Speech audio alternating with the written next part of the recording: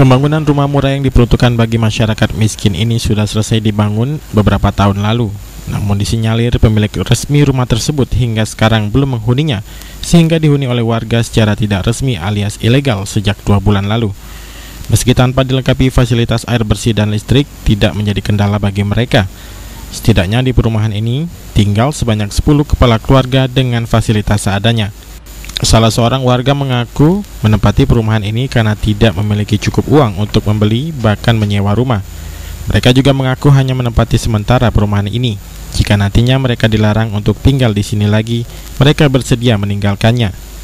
Penghuni rumah ini tidak khawatir dengan bangunan rumah yang ditempatinya meski tidak dilengkapi sarana air bersih dan penerangan listrik, sehingga untuk penerangan sehari-hari menggunakan lampu minyak dan terkadang menggunakan aki. Sedangkan untuk air bersih, penghuni rumah ini harus membeli.